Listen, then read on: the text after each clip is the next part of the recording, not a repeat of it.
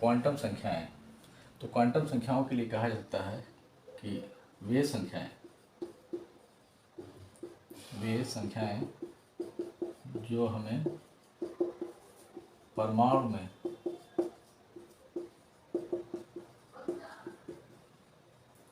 इलेक्ट्रॉनों की स्थिति और ऊर्जा की पूर्ण जानकारी देती हैं।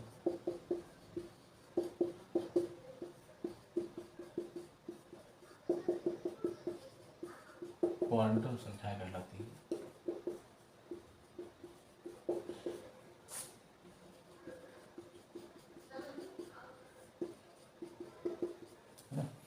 यानी कि हमें पता है कि जैसे न्यूक्लियस है, न्यूक्लियस के चारों तरफ इलेक्ट्रॉन होते हैं जो विभिन्न ऊर्जा की कक्षाओं में चक्कर लगाते हैं।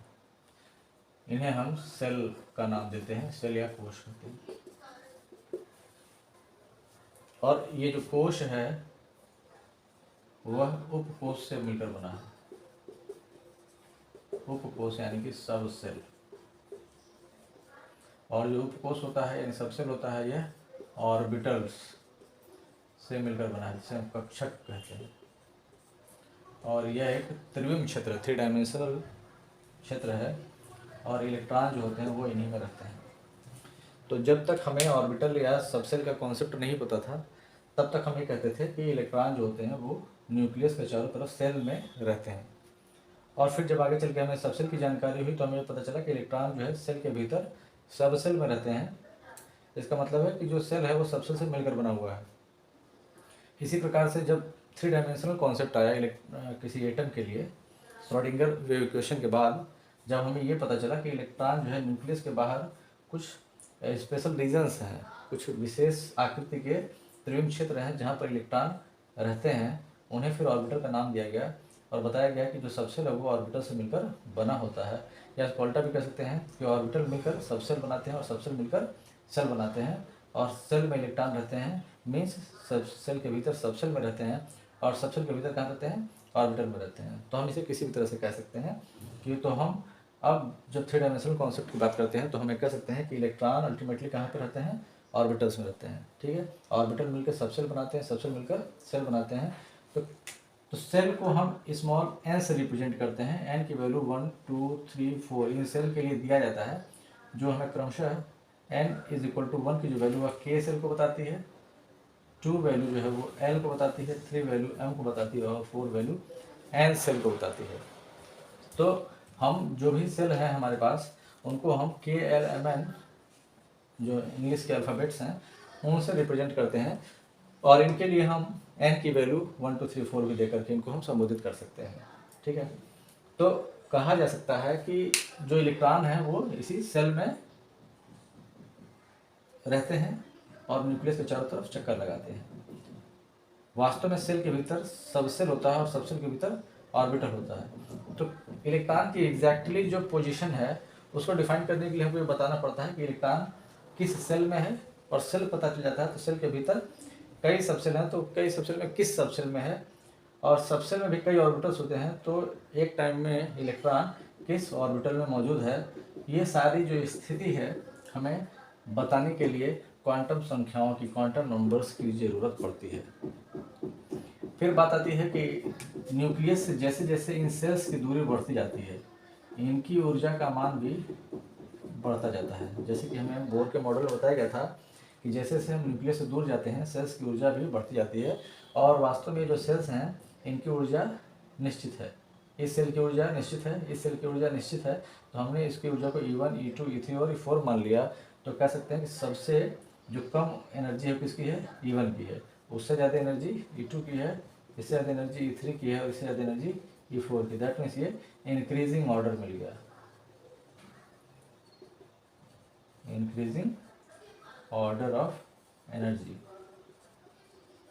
ऊर्जा का बढ़ता क्रम मिल गया हमें। ठीक है, तो इस प्रकार से तो किस सेल की ऊर्जा कितनी है, ये सारी चीज़ें हमें यानी कि कह सकते हैं हम, जानकारियाँ तो बहुत सारी मिलती हैं, बट हम इन शॉर्ट कह सकते हैं कि वे संख्याएं जो हमें परमाणु में इलेक्ट्रॉनों की स्थिति और ऊर्जा की पूर्ण जानकारी देती हैं उन्हें हम क्वांटम संख्याएं कहते हैं।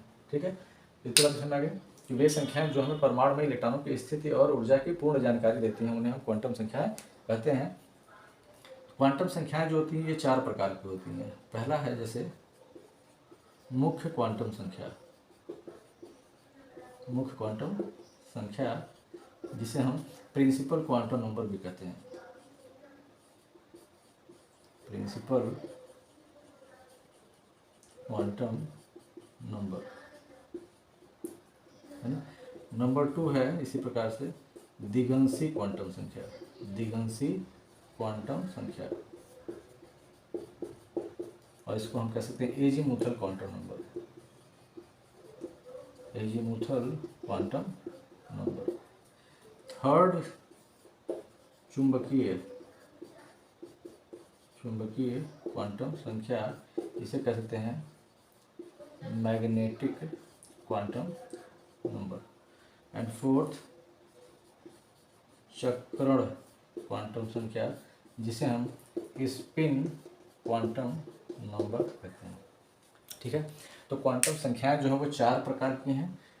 मुख्य क्वांटम संख्या प्रिंसिपल क्वांटम नंबर, दिगंशी क्वांटम संख्या यानी एजीमुथल क्वांटम नंबर, चुंबकीय क्वांटम संख्या यानी मैग्नेटिक क्वांटम नंबर, और चक्रण क्वांटम संख्या यानी स्पिन क्वांटम नंबर। तो 4 प्रकार के क्वांटम संख्याएं होती हैं, और इन 4 प्रकार की क्वांटम संख्याओं की सहायता से हम क्या कर सकते हैं, परमाणु में किसी भी इलेक्ट्रॉन की स्थिति और ऊर्जा की पूर्ण जानकारी प्राप्त कर सकते हैं। ठीक है, तो नोट कर लें इसको।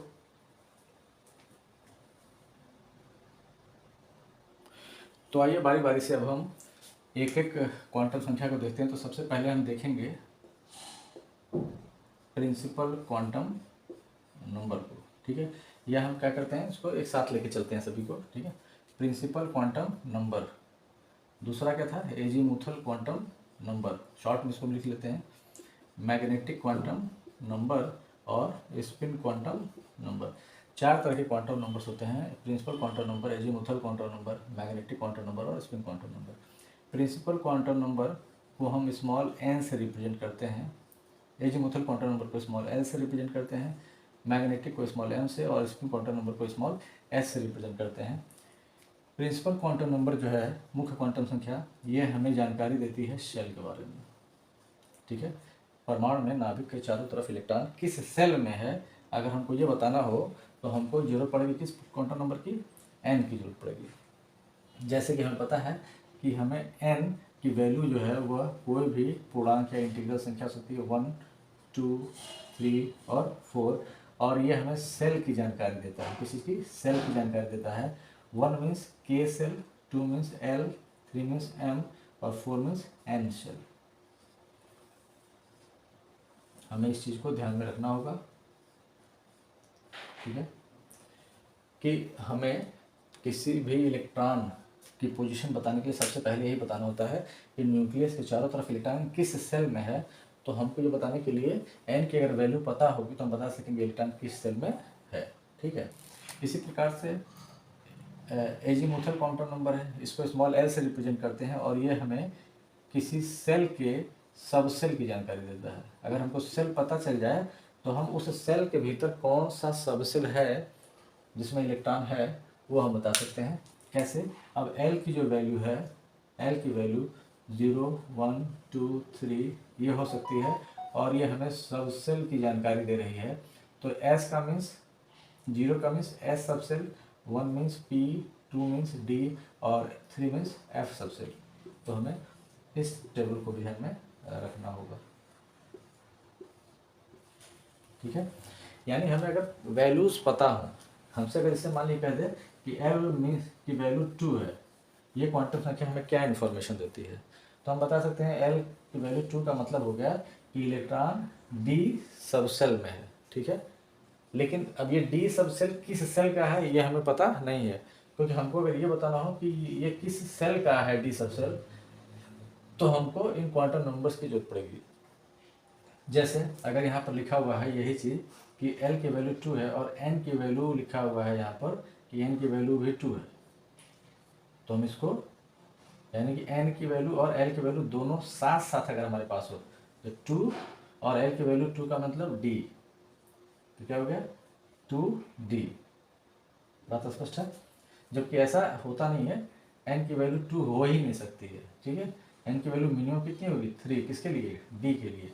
तो ऑब्जेक्टिव क्वेश्चंस में कभी पूछ देता है इस तरह की चीज़ें कि निम्न में से कौन सा कथन गलत है, कौन सा सही है। तो हमारे पास L की वैल्यू अगर 2 दिया है तो n की वैल्यू मिनिमम क्या होगी 3 होगी, ठीक है। यानी कि तीसरा जो सेल है, हमने बात किया था कि जैसे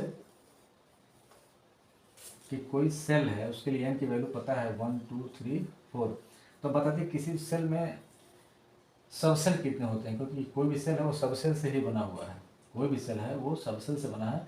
तो पहले सबसेल में कितने सबसेल होंगे, पहले सेल में कितने सबसेल होंगे, तो जो नंबर है ना कि किसी सेल में कितने सबसेल होंगे वो इसके प्रिंसिपल काउंटर नंबर के बराबर ही होता है। यानी किसी सेल में सबसेल की जो संख्या है वो बताने के लिए क्या करते हैं n की वैल्यू ही देख लेते हैं। जैसे n की वैल्यू 1 है तो मीन्स इसमें टोटल सबसेल एक ही होगा, वो होगा s। सेकेंड सेल में n की वैल्यू 2 है तो नंबर ऑफ सबसेल भी 2 होंगे, यानी कि s और p। 3 में 3 होंगे, s p और d। यानी किसी सेल में कितने सबसेल होंगे ये उसके प्रिंसिपल काउंटर नंबर के ही बराबर होता है। जैसे फोर्थ सेल है तो इसमें सबसेल की संख्या कितनी होगी, तो 4 हो जाएगी, s p d और f, 4 तरह के यहाँ पर सबसेल हो जाएंगे। बात स्पष्ट हो रही है। तो हमारे d की जो शुरुआत है वो तीसरे सेल से होती है, पहले और दूसरे सेल में d पाया ही नहीं जाता है। तो इसलिए अगर n की वैल्यू 2 लिखा है और l की वैल्यू 2 लिखा है तो ये स्टेटमेंट क्या हो जाएगा, गलत हो जाएगा। तो हमको ये हमेशा ध्यान रखना है कि n की वैल्यू d के लिए मिनिमम कितनी होनी चाहिए 3। अब 3 के आगे 4 5 6 7 8 कुछ भी हो सकता है, मैंने चौथे के बाद पाँचवां सेल, छठा सेल, सातवां सेल, सब में अब d पाया जाएगा। लेकिन d की शुरुआत कहाँ से हो रही है, थर्ड सेल से हो रही है। d पहले और दूसरे सेल में नहीं पाया जाता है। इसी तरह p की शुरुआत दूसरे सेल से होती है, पहले सेल में p नहीं पाया जाता है। f की शुरुआत चौथे सेल से होती है, चौथे सेल के बाद सभी में पाया जाएगा, लेकिन p दूसरे से पहले नहीं पाया जाएगा, d तीसरे से पहले नहीं पाया जाएगा और f जो है वो चौथे से पहले नहीं पाया जाएगा। जैसे अगर आपको दे दिया जाए कि l की वैल्यू 3 है और n की वैल्यू 1, n बराबर 2, l बराबर 3, n बराबर 3, l बराबर 3, n बराबर 4, या इतने ही रह देते हैं, है ना, क्यों भाई यार, ले लीजिए n इक्वल टू 4 और n इक्वल टू 3। पूछा जाए कि इनमें से कौन सा सही है और कौन सा गलत है, तो n इज इक्वल टू 1 में, अब l की वैल्यू सब जगह 3 है तो l का मीन्स क्या हो गया, l की वैल्यू 3 का मीन्स f सबसेल है ना, हम f सबसेल की बात कर रहे हैं। लेकिन n की वैल्यू इनके लिए 1 2 3 4 दी हुई है और हमको पता है कि पहले सेल के लिए कि इसमें f पाया ही नहीं जाता है, दूसरे में भी नहीं पाया, तीसरे में भी नहीं पाया जाता है। तो हमारा स्टेटमेंट सही कौन सा हो गया, ये स्टेटमेंट हमारा सही हो गया, बाकी के स्टेटमेंट क्या हो जाएंगे, ऑटोमेटिक गलत हो जाएंगे, ठीक है। तो हमको किसी इलेक्ट्रॉन की पोजीशन के बारे में जो जानकारी है वो हमें क्वांटम नंबर से पता चल सकता है, ठीक है। तो आगे हम देखते हैं इसके बाद कि हम और क्या जानकारी यहाँ प्राप्त कर सकते हैं। इतनी बात समझ में आ गई। m जो है मैग्नेटिक क्वांटम नंबर, हमें ये किसी सबसेल के ऑर्बिटल की जानकारी देता है, किसी सबसेल के ऑर्बिटल की जानकारी देता है और उस ऑर्बिटल के भीतर इलेक्ट्रॉन होता है। तो हमको उस इलेक्ट्रॉन के बारे में जानकारी देगा कौन, स्पिन क्वांटम नंबर। कैसे देगा, वो हमें स्पिन ऑफ इलेक्ट्रॉन बता करके, हमें इलेक्ट्रॉन के बारे में स्पिन की जानकारी दे करके ये हमें इलेक्ट्रॉन के बारे में बता सकता है। ये तो बात इसमें हमारी है। तो अब हम क्या कर सकते हैं, प्रिंसिपल क्वांटम नंबर को स्मॉल n से रिप्रेजेंट करते हैं, ये सेल की जानकारी देता है। एजीमुथल क्वांटम नंबर को स्मॉल s से रिप्रेजेंट करते हैं, ये हमें सेल के भीतर किसी सबसेल की जानकारी देता है। मैग्नेटिक क्वांटम नंबर को स्मॉल m से रिप्रेजेंट करते हैं, ये हमें किसी सबसेल के ऑर्बिटल्स की जानकारी देता है। स्पिन क्वांटम नंबर को स्मॉल s से रिप्रेजेंट करते हैं, ये हमें इलेक्ट्रॉन के स्पिन या चक्रण की जानकारी देता है। अब इलेक्ट्रॉन के स्पिन की बात करेंगे तो इलेक्ट्रॉन के स्पिन की जानकारी का क्या मतलब है कि जैसे अगर हम एक ऑर्बिटल को हम एक चौकोर बॉक्स से इस तरह से दिखाते हैं और इसमें मैक्सिमम 2 इलेक्ट्रॉन रह सकते हैं। इलेक्ट्रॉन को हम हाफ एरो से दिखाते हैं, आधा तीर बना करके दिखाते हैं इस तरह से। एक तीर ऊपर की तरफ हो सकता है और दूसरे का जो इस डायरेक्शन है वो तीर का नीचे की तरफ हो सकता है, ठीक है। अगर तीर ऊपर की तरफ बना है तो ये बता रहा है कि इलेक्ट्रॉन जो है, जैसे न्यूक्लियस के चारों तरफ इलेक्ट्रॉन जब चक्कर लगाते हैं तो इलेक्ट्रॉन का अपने भी एक्सिस पे क्या होता है, इलेक्ट्रॉन वो रोटेट करता है क्लॉकवाइज या फिर एंटी क्लॉकवाइज, ठीक है, यानी कि क्लॉकवाइज रोटेशन हो गया। इसी प्रकार न्यूक्लियस के चारों तरफ इलेक्ट्रॉन जो है वो एंटी क्लॉकवाइज भी रोटेट कर सकता है, एंटी क्लॉकवाइज भी रोटेट कर सकता है, इस तरह से भी ऐसे रोटेट कर सकता है या ऐसे रोटेट कर सकता है। तो अगर वो क्लॉकवाइज ऐसे रोटेट कर रहा है तो हम इलेक्ट्रॉन को जब ऑर्बिटल में फिल करते हैं तो उसके इलेक्ट्रॉन को अपवर्ड डायरेक्शन में एरो दिखाते हैं, तो उसको कहेंगे कि इलेक्ट्रॉन का जो स्पिन का जो डायरेक्शन है वो क्लॉकवाइज है, और अगर ऐसे है तो इलेक्ट्रॉन के स्पिन का जो डायरेक्शन है वो एंटी क्लॉकवाइज है। क्लॉकवाइज डायरेक्शन के लिए स्पिन जो होता है वो +½ वैल्यू शो करते हैं, और एंटी क्लॉकवाइज के लिए इसकी वैल्यू -1/2 -½ शो करते हैं, ठीक है। तो हमको इस तरह से पता चल जाता है कि इलेक्ट्रॉन यानी किसी ऑर्बिटल में अगर इलेक्ट्रॉन है तो हमें किस इलेक्ट्रॉन की हम बात कर रहे हैं हम उसके स्पिन के इस वैल्यू से बता सकते हैं, ठीक है। तो इतनी चीज़ें यहाँ पर हम क्वांटम नंबर्स के बारे में देखते हैं। फिर जैसे कुछ प्रॉब्लम वगैरह सॉल्व करने होते हैं तो हमें ये बात जानकारी होनी चाहिए कि जो L की वैल्यू है वो N पर डिपेंड करता है। जैसे अभी हमने बात किया था कि अगर हमें L बता दिया जाए, जैसे L की वैल्यू अगर दे दिया गया, जैसे 2 दे दिया, अब L की वैल्यू 2 का मतलब सबसेल कौन सा हो गया, D सबसेल हो गया, ये हमें जानकारी पता चलेगी। लेकिन हम किस D सबसेल की बात कर रहे हैं, दूसरे के, तीसरे के या चौथे सेल के, तो ये हमें पता कैसे चलेगा, क्योंकि जो D सबसेल हो तीसरे से शुरू हो जाता है, तीसरे चौथे अब इसे ऑनवर्ड सभी में पाया जाएगा D सबसेल। तो हम किस D सबसेल की बात कर रहे हैं ये तब तक स्पष्ट नहीं होगा जब तक हमारे पास N की वैल्यू ना हो। अब N की वैल्यू अगर 3 हमें पता चल गई तो ये डिफरेंट हो गया कि तीसरे सेल के D की हम बात कर रहे हैं। N की वैल्यू अगर 4 हो तो हमें पता चल जाएगा कि हम चौथे सेल के D की बात कर रहे हैं, यानी कि जो नोटेशन है वो N और L का साथ में होना चाहिए। जैसे हमने लिखा है 2D, तो N की वैल्यू 2 है और L D है ना, ये दोनों जब साथ में रहेगा तो हमें ये पता चलेगा कि हम किस सेल के किस सबसेल की बात कर रहे हैं। यानी L की जो वैल्यू है वो डिपेंड कर रही है किस पे, N पर डिपेंड कर रही है, ठीक है। इसको मिटाते हैं।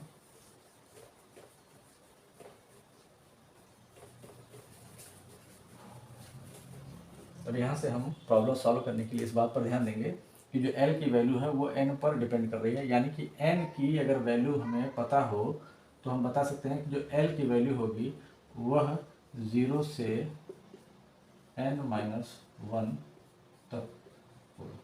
अभी बात करते हैं प्रॉब्लम से। उसी तरह से m की वैल्यू L पर डिपेंड करती है, और L की कोई वैल्यू दी रहे तो हम m की वैल्यू बता सकते हैं। m की वैल्यू होती है -L से +L तक 0 से, ठीक है। और m की वैल्यू कुछ भी होगी, हर एक m के वैल्यू के लिए s की जो वैल्यू होगी वह +½ और -½ होगी, ठीक है। अब जैसे हम देखते हैं, सपोज दैट n = 1 दिया हुआ है और कहा जाए n = 1 के लिए L, M व S के संभावित मान बताइए, संभावित मान बताइए। तो हम कह सकते हैं कि n = अगर 1 दिया है तो n की किसी वैल्यू के लिए L की वैल्यू क्या होगी, 0 से n-1 तक। तो n की वैल्यू अगर 1 दिया है तो 1 - 1 मीन्स 0, तो L की वैल्यू कितनी हो जाएगी, केवल 0 रह जाएगी, ठीक है। अगर n की वैल्यू 1 दिया है तो L की वैल्यू 0 से n-1 तक होगी, n की वैल्यू 1 भरेंगे तो क्या आ जाएगा, L = 0 ही आ जाएगा। और m की वैल्यू L पे डिपेंड करती है, तो किसी दिए गए L के वैल्यू के लिए m की वैल्यू क्या होगी, -L से +L तक। तो चूंकि 0 है तो 0 ही रह जाएगा, कोई और डिजिट होता तो उसको हम आगे बढ़ाते, लेकिन 0 है तो 0 ही रह जाएगा। लेकिन हाँ, कोई भी वैल्यू अगर m की होगी तो उस वैल्यू के लिए s की वैल्यू ±1/2, यानी कि दो वैल्यू है एक साथ, हम चाहें तो इसको ऐसे लिख सकते हैं +-1/2, है ना, यानी +½ और -½ की बात कर रहे हैं। अब ये जानकारी हमें क्या दे दी, जब ये समझ लेते हैं कि न्यूक्लियस के चारों तरफ जितने सेल हैं, हम किस सेल की बात कर रहे हैं, n = 1 सेल की बात कर रहे हैं। अब n = 1 सेल में जो L की वैल्यू हो वो 0 है, L की वैल्यू 0 हमें सबसेल कौन सा बता रही है, तो हमें S सबसेल बता रही है, यानी पहले सेल में केवल S सबसेल होता है, और उस S सबसेल के लिए हम m की वैल्यू क्या होती है, 0, यानी हम ऑर्बिटल कितना बनाएंगे, एक ही बनाएंगे, L इज इक्वल टू 0 यानी S सबसेल के लिए ऑर्बिटल बनाएंगे। और यस सबसेल में कितने ऑर्बिटल होते हैं? केवल एक। हम ये भी जान लेते हैं कि अगर हम जैसे कोई सब सेल 4 होते हैं, S P D और F, और इनमें ऑर्बिटल्स कितने होते हैं? S में ऑर्बिटल्स 1 होता है, P में 3 होते हैं, D में 5 होते हैं और F में 7 होते हैं। ठीक है, तो हमें ये याद रखना पड़ेगा, सबसेल एस सबसेल में केवल एक ही ऑर्बिटल होता है, पी में 3, डी में 5 और एफ में 7 ऑर्बिटल होते हैं। ये सारी चीज़ें हम क्वांटम संख्याओं से प्रूव भी कर सकते हैं। ठीक है, तो हमें यहाँ हमारे प्रॉब्लम से हमारा जो जानकारी मिली है वो क्या निकल के आएगी? n इज इक्वल टू 1 पहला cell, l is equal to 0 means पहला सेल में केवल s सबसेल होगा और उस s सबसेल के लिए n की वैल्यू कितनी होगी?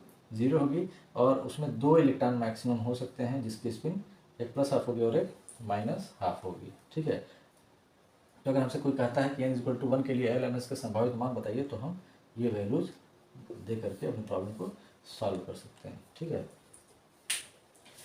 इसी प्रकार से अगर हमसे कहा जाए कि n इज इक्वल टू 2 के लिए एल एम एस के संभावित मान बताइए, तो अब n इज इक्वल टू 2 तो l इज इक्वल टू क्या होगा? अब यहाँ से देखें, l इज इक्वल टू 0 से n माइनस 1 तक, तो n minus 1 means 2 minus 1 means 1, तो 0 से 1 तक, तो 0 से 1 तक 2 और 0 और 1 आ जाएगा। अब हमको क्या करना है? m की वैल्यू लिखनी है। m की वैल्यू किसी भी l की वैल्यू के लिए m की वैल्यू माइनस l से प्लस l तक होती है, तो जो ये 0 वैल्यू है इसके लिए अगर हम केवल m की वैल्यू लिखना चाहें तो 0 ही आएगी, अभी जैसे हमने पिछले सॉल्व किया था। लेकिन जो ये 1 वैल्यू है इसके लिए हमारे पास m की वैल्यू क्या आएगी? m की वैल्यू माइनस l से प्लस l मीन्स माइनस 1 से प्लस 1 तक शून्य से, तो माइनस 1 0 प्लस 1। ठीक है, टोटल 1 के लिए 3 वैल्यूज आ गई। अब s की वैल्यू हर एक वैल्यू के लिए 0 पर नहीं जाएंगे, है ना, 0 भी एक वैल्यू है। ठीक है, 0 वैल्यू किसके लिए होती है? एक ऑर्बिटल के लिए ही है ना, तो s उसमें इलेक्ट्रॉन तो होगा ही, तो कितने इलेक्ट्रॉन हो सकते हैं? 2, इसलिए स्पिन की वैल्यू भी क्या होगी? 2 होगी।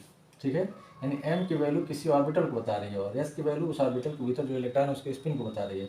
तो मैक्सिमम 2 इलेक्ट्रॉन हो सकते हैं, तो एक का स्पिन अगर प्लस हाफ है तो दूसरे का माइनस हाफ होगा ही होगा। वैसे ही इनमें भी मैक्सिमम 2 इलेक्ट्रॉन हो सकते हैं, तो प्लस माइनस हाफ, यहाँ भी प्लस माइनस हाफ और यहाँ भी प्लस माइनस हाफ। तो इस तरह से हम बता सकते हैं। तो अगर अब हमें जानकारी क्या मिली इससे, तो हम इसको भी देख सकते हैं। यानी न्यूक्लियस के बाहर हमारे पास नंबर ऑफ सेल्स हैं, हम किस सेल की बात कर रहे हैं? तो n इज इक्वल टू 2 यानी कि सेकेंड सेल की बात कर रहे हैं, एल सेल की बात कर रहे हैं। बात समझ आ रही है? K cell, L cell, M cell, N cell लिखते हैं, तो हम किस सेल की बात कर रहे हैं? n is equal to 2 means L cell की बात कर रहे हैं, दूसरे सेल की बात कर रहे हैं। और दूसरा सेल कितने सबसेल से बना हुआ है? तो 0 और 1 l की वैल्यू क्या बता रही है? s और p, यानी कि दूसरे सेल में s हो सकता है और p हो सकता है। और m की वैल्यू s, यहाँ ध्यान दें, s सबसेल में ऑर्बिटल कितने? 1, उसके लिए m की वैल्यू 0। ठीक है, m की वैल्यू यहाँ लिख देते हैं, m की वैल्यू कितनी जाएगी? 0। l का 1 वैल्यू क्या बता रहा है? p सबसेल को, और p सबसेल में ऑर्बिटल कितने होते हैं? 3, और यहाँ 1 के लिए वैल्यू भी कितनी आ रही है? 3, यानी कि ये तीनों ऑर्बिटल में इस ऑर्बिटल के लिए -1, ये 0 और ये +1, ये वैल्यू कितनी है? +1 इसके लिए। ठीक है, और उनमें इलेक्ट्रॉन कितने होंगे?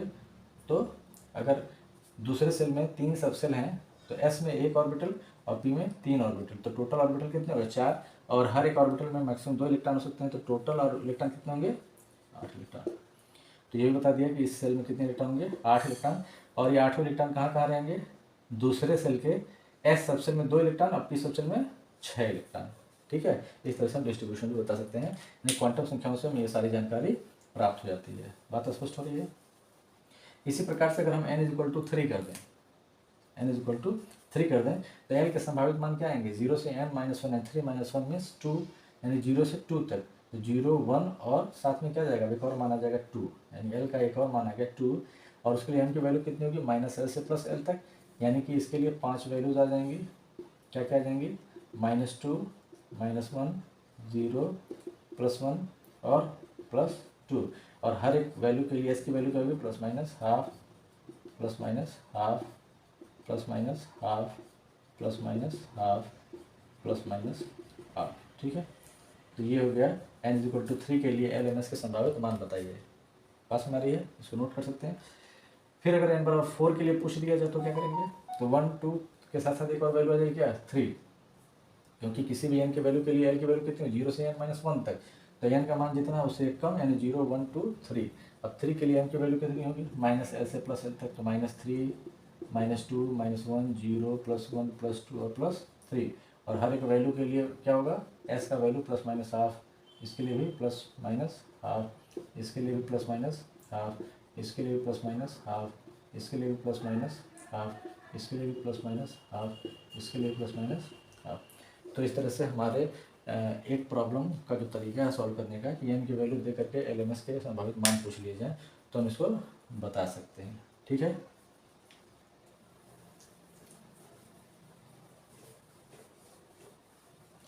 इसी तरह से एक चीज़ और पूछ सकती है कि l = 3 के लिए m के मान बताओ। तो l = 3 के लिए m का मान क्या हो जाएगा, l का मान दिया है, m का मान बताना है, m का मान बताने के लिए l के मान की जरूरत पड़ती है। तो -l से +l तक 0 से, तो -3 से +3 तक 0 से, तो -3 -2 -1 0 +1 +2 +3, इस तरह से इसको हम बता सकते हैं। ठीक है, तो हमें ये सारी जानकारियाँ हमें किससे मिलती हैं, सब क्वांटम नंबर से मिलती हैं। तो हमारे एग्ज़ाम में ये सारी चीज़ें आती हैं, तो हम बता सकते हैं कि क्वांटम नंबर्स क्या होती हैं, उनके बारे में बता सकते हैं। और जो छोटे मोटे प्रॉब्लम्स आते हैं वो अगर हम बातों का ध्यान रखेंगे सभी सॉल्व हो जाएंगे। ठीक है, ओके।